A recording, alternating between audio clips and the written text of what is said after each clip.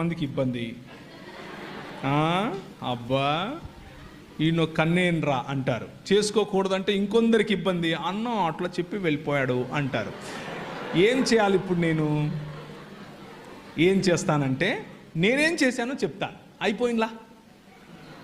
ఏమంటారు? నేనేం చేశానో చెప్తే అయిపోతుందా? నేను 2000 సంవత్సరం నుండి 2011 సంవత్సరం వరకు మధ్యప్రదేశ్లో ఇందోర్ అనే పట్టణంలో మిషనరీగా ఉన్నాను. మిషనరీగా ఉండి పరిచర్య చేశాను. పరిచర్య చేసే సమయంలో నేను మా పాస్టర్ గారితో కలిసి పనిచేశాను. మా పాస్టర్ గారు చాలా భక్తిపరుడు, చాలా దేవుని రాజ్యం కోసం చాలా కష్టపడతాడు. నేను ఆయనతో కలిసి పనిచేస్తూ ఉంటే వాళ్ళ అమ్మాయి నన్ను పెళ్లి చేసుకో అని నన్ను అడిగింది. నేను మా పాస్టర్ గారికి చెప్పాను.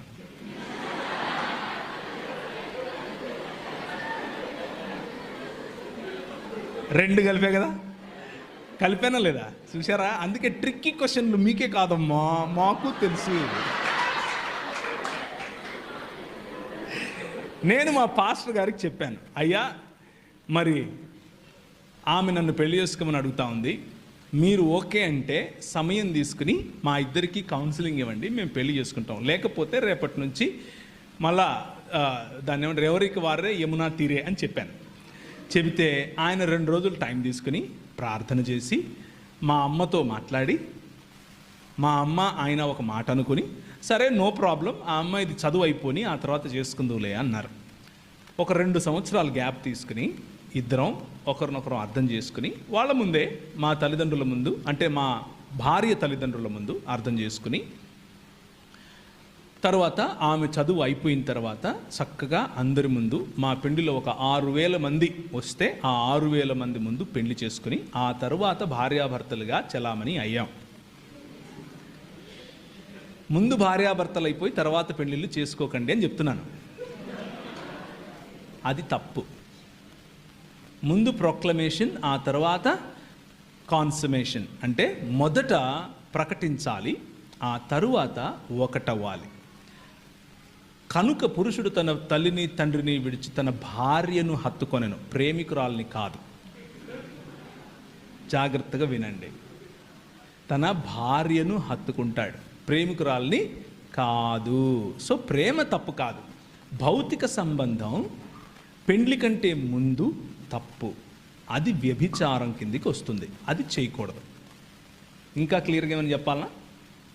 I hope I made it very clear. So ప్రేమ తప్పు కాదు, ప్రేమించటం తప్పు కాదు. కానీ సాంస్కృతికంగా మీకున్నటువంటి అడ్డుగోడలను ఎదిరించి నా ఇష్టం, నువ్వెవరు అనేటటువంటి చేయకండి. మీ పెద్దల దగ్గరికి తీసుకెళ్ళండి, పెద్దలతో సంప్రదింపులు చేయండి, పెద్దల యొక్క ఆశీర్వాదం తీసుకోండి. కొంతమంది ఒప్పుకోరు. కొంతమంది ఒప్పుకోనప్పుడు దానికి ఉన్న కారణాలు తెలుసుకోండి. మీకంటే ఎక్కువగా మీకోసం మిమ్మల్ని ప్రేమించే వాళ్ళు ఆలోచిస్తారు కాబట్టి వాళ్ళ పర్స్పెక్టివ్ని కూడా అర్థం చేసుకోండి. అర్థం చేసుకున్నప్పుడు మీరు ఒప్పుకోగలిగితే పర్వాలేదు. ప్రేమ గుడ్డిది అంటారు కదా, అలాంటి మోజులో కనుక ఉంటే మరి అది కొంచెం ఇబ్బందే. అది మీకే ఇబ్బంది, లాంగ్ రన్లో మీకు ఇబ్బంది అవుతుంది. సో జాగ్రత్తగా ఆచితూచి. ప్రేమ అన్నది భావన కాదు. చాలా జాగ్రత్తగా వినండి ఈ పాయింట్. ప్రేమ, love is not just an emotion, love is a decision. ప్రేమ అన్నది ఒక నిర్ణయం, జీవితాంతము ఉండేటటువంటి నిర్ణయం, ఎటువంటి పరిస్థితుల్లో కూడా పోకుండా ఉండేటటువంటి నిర్ణయం. ఆ నిర్ణయం తీసుకోవటానికి మీరు త్వరపడాలి. అంతేకాని భావోద్వేగాలకు లోనయ్యి ఏది చేయకూడదు. అలా చేయటం వల్ల మీకు, మీ కుటుంబానికి, మీ సంఘానికి కూడా తలవంపులు. అది మంచిది కాదు. ఇకపోతే ఆఖరి మాట, ప్రేమ వివాహాలలో.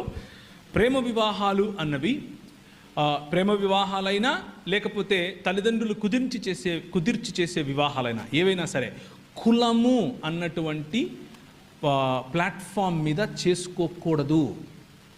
లాస్ట్ టైం వచ్చినప్పుడు కూడా మిమ్మల్ని ఇట్లనే ప్రేరేపించిపోయినా, ఇప్పుడు కూడా ప్రేరేపిస్తున్నా. కులానికి వ్యతిరేకంగా నిలబడండి.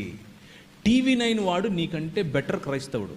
ఒకవేళ మీరు కులాన్ని పాటిస్తూ ఉంటే వాడేమంటాడంటే, కులము అడిగేవాడు అడ్డగాడిదా అని వేస్తాడు. టీవీలో వేస్తాడా? కనీసం వాడికున్న బుద్ధి కూడా మీకు లేదంటే ఇక మీ కర్మ, దానికి నేనేం చేయలేను. మళ్ళీ మీరు నేను పరలోకం పోవాలా అంటే దానికి కులం ఎత్తుకున్నవాడు పరలోకం కాదు కదా, ఏ లోకానికి పోడు.